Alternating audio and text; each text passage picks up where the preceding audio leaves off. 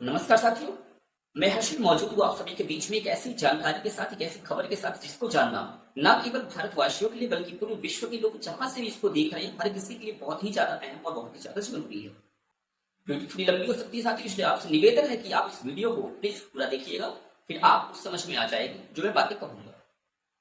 साथियों, 7 अक्टूबर 2023 का दिन था जब एक चिरमुझे से देश फिलिस्तीन के एक चूजे से आतंकवादी संगठन हमास ने इजराइल के ऊपर दनादन दनादन दनादन दनादन 5,000 रॉकेट दाग दिए, वो भी बिना किसी दूरदर्शिता के, बिना किसी भविष्य के परिणाम को देखते हुए। ऐसा इसलिए कह रहा हूं साथियों में क्योंकि इजराइल चारों तरफ अपने दुश्मन देशों से घिरा हुआ है, सारी मुस्लिम कंट्रीज हैं, और 1948-49 फर्स्ट अरब इजराइल वॉर से लेकर के वर्तमान समय में चल रही इजराइल हमास वॉर के बीच लगभग 15 बार इजराइल का अपने दुश्मन देशों से सामना हो चुका है, लेकिन हर बार इजराइल ने सबको ठोक ठोक के इतनी अच्छे तरीके से बजाया है कि आज कोई भी मुस्लिम देश इजराइल पर हमला करने से पहले सोचता है, पर हमास इसी गलती को कर बैठा, उसने इजराइल के ऊपर दाग दी रॉकेट। और इसीलिए मैं कह रहा हूं ना साथियों कि ये तो सोते ही शेर को जगाना अपने पैरों पे कुल्हाड़ी मारने का सबसे अच्छा तरीका है।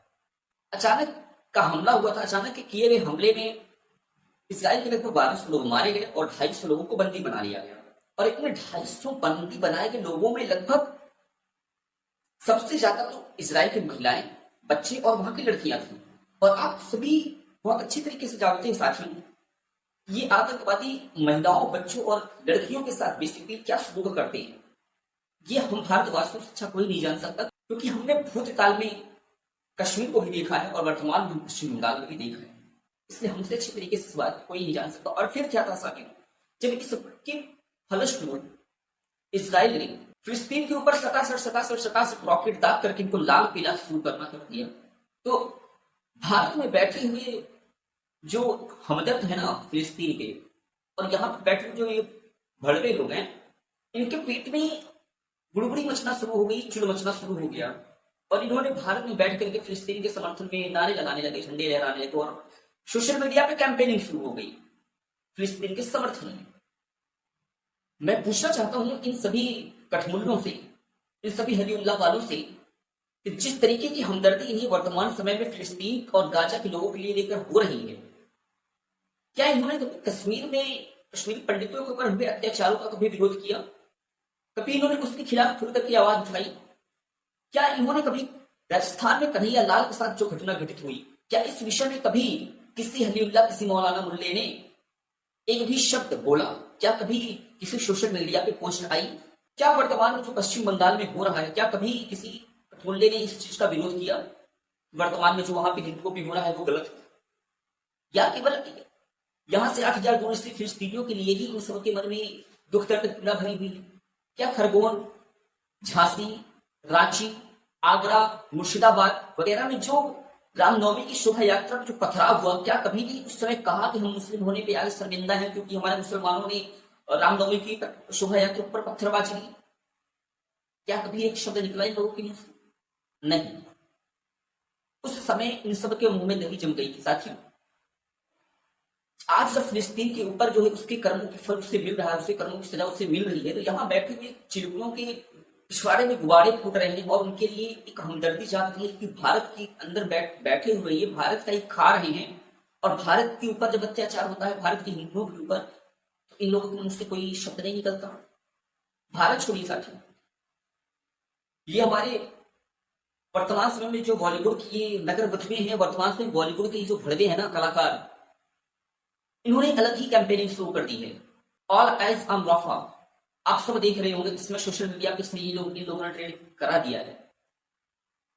मतलब फिलिस्तीन के लिए इतनी हमदर्दी जाग रही है, क्या कभी पाकिस्तान में हिंदुओं के ऊपर जो अत्याचार हो रहा है, जिस तरीके से वहां पे उनकी बहन बेटियों के साथ हृदय बलात्कार हो रहे हैं, उनका कन्वर्जन हो रहा है, क्या कभी किसी ये बॉलीवुड के जो नचनीय गवैये हैं, क्या कभी उसके विषय में मुंह खुला? क्या कभी उस पर इन्होंने दुख प्रकट किया? बांग्लादेश में जो हिंदुओं के साथ हो रहा है, क्या कभी उस विषय पे एक भी शब्द इनके मुंह से निकला? क्या जो अफगानिस्तान में हो रहा है, क्या कभी एक भी शब्द इनके मुंह से निकला कि जो वहां पे हो रहा है वो गलत हो रहा है? क्या कभी नहीं इन्होंने अपने इंस्टाग्राम स्टोरी पे all eyes on Hindus of Pakistan, all eyes on Hindus of Afghanistan, all eyes on Hindus of Bangladesh story लगी कभी? या फिर केवल आज जो है ऑल आइज ऑन राफा पे ही स्टोरी लगा रहे हो?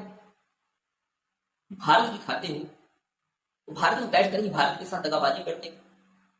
वो एक साउथ की एक्ट्रेस है नुसरत भट्टाचार्य नाम की, 7 अक्टूबर को साथ ही वो वहीं पे थी इसराइल में, आप सबने न्यूज पढ़ी होगी। और जब फिलिस्तीन की तरफ से अटैक हुआ था इसराइल के ऊपर तो उसने भारत सरकार और इजरायली एम्बेसी से ही गुहार लगाई थी कि हमको सुरक्षित भारत पहुंचा दिया जाए। वो बहुत ज्यादा डरी सहमी हुई थी और उस समय भारत सरकार ने उसको वहां से निकाल करके भारत में सुरक्षित लाया था। और आज वो 2 कौड़ी की एक्ट्रेस स्टोरी लगा रही इंस्टाग्राम पे कि वहां पे जो हो रहा है राफा के ऊपर जो इजराइल अत्याचार कर रहा है वो बहुत ही दुखद है। अरे तूने तो अपनी आंखों से देखा था कि किस तरीके से इजराइल में अत्याचार हो रहे थे और तू वहां पे रोने की लगी, वहां पे दहाड़े मार रही थी, चिंगाड़ रही थी, और आज यहाँ पे आ गई तो आज मुझे उसके लिए दर्द जाग रहा है। साथ ही मैं आपको बताता चलूं कि हमास ने दर्जनों इजरायली बच्चों को बंदी बना करके जिंदा जला दिया था। उनके कनपटी पे गोलियां मार दी गई थी, नवजात बच्चे थे, गोलियां मार दी गई थी। क्या कभी इन बड़ों के मुंह से एक भी शब्द निकला कि जो फिलिस्तीन आज कर रहा है वो इजराइल पर वो बिल्कुल गलत है? क्या कभी इन्होंने इसका विरोध प्रदर्शन किया था? या फिर आज फिलिस्तीन के ऊपर जो इजराइल जो उनको सटासट दे रहा है केवल उस पर ही दर्द जागा? इन मुसलमानों ने साथियों मजहबी नारा लगाते हुए लगभग 40 बच्चों को कत्ल कर दिया था, तब किसी ने एक भी शब्द नहीं बोला था। और उस वक्त यहाँ बैठे सारे कन्वर्टेड मुसलमान जो जश्न मना रहे थे, और हमास का ही एक आतंकवादी था साथी, उसने 7 यहूदियों को मारने के बाद अपने पिता को फोन करके बोला था कि पिताजी आज जश्न मनाइए क्योंकि हमने 7 यहूदियों को मार दिया। और आज उनके लिए जो है भारत में रहने वाले ने भड़वों के ऊपर कन्वर्टेड मुसलमान मुद्दों छलबियों के ऊपर जो है बहुत दया आ रही, बहुत प्रेम हो रहा है उनसे, बहुत पीड़ा हो रही है उनके लिए। बर्बर हिंसक रेपिस्ट जो शैतान है इनका समर्थन करने वाले न केवल इंसानियत और मानवता के दुश्मन हैं बल्कि ये एक सभ्य समाज के लिए भी खतरा है। साथ ही इनसे न सिर्फ सावधान रहने की जरूरत है पूरे भारत को और पूरे विश्व को, बल्कि इनसे निपटने के लिए उचित तैयारी, उचित संसाधनों को रखने की भी बहुत ज्यादा जरूरत है। क्यों? क्योंकि आज ये वहां पे जो है जो हो रहा है उसके ऊपर बहुत इनको पीड़ा हो रही है, और कल को ऐसा कभी मैं नहीं चाहूंगा, परंतु यदि कल को भारत के ऊपर ऐसे किसी तरीके की आपदा आ गई तो याद रखिएगा यहाँ जो बैठिए मुसलमान है ना, ये जो कर्नाटक मुंडे भरे हैं ना, इनमें से अधिकतर भारत का साथ छोड़ करके उन आतंकवादियों के साथ बोलेंगे और भारत के लोगों पर ही, यहाँ बहन बेटियों के ऊपर ही जैसा कश्मीर में हुआ था ना वैसा ही पूरे भारत में काम मचाएंगे। इसलिए इन सबसे निपटने के लिए हमें पूरी तरीके से सक्षम होने की, सशक्त होने की जरूरत है। क्योंकि दोनों एक ही किताब पढ़ते हैं ना साथियों, एक ही किताब, वही जो आसमानी किताब होती है, दोनों एक ही किताब पढ़ते हैं। इसलिए कभी दोनों के बीच में अंतर नहीं पैदा कर सकते कि वो ऐसा करते हैं लोग ऐसा नहीं करेंगे। यहाँ के लोगों को इतनी जब चुट मच रही है तो अगर कल को भारत के ऊपर हो गया ना ऐसा कुछ, तो ये हमें हमारा साथ नहीं देंगे, भारत के लोगों का साथ नहीं देंगे। इस बात को हमेशा याद रखिए। इस वीडियो को लाइक करिएगा साथियों, चैनल को सब्सक्राइब करिएगा, और मैं इसी तरीके की हमेशा जिम्मेदार कंटेंट लेकर के आऊंगा। मैं सनातन की रक्षा के लिए हमेशा वीडियो बनाता रहूंगा और भी दगड़ाई और छिड़ाई करता रहूंगा। आप इस वीडियो को लाइक करिएगा, चैनल को सब्सक्राइब करिएगा। मिलते हैं इसके नेक्स्ट वीडियो में, तब तक के लिए जय जय श्री राम।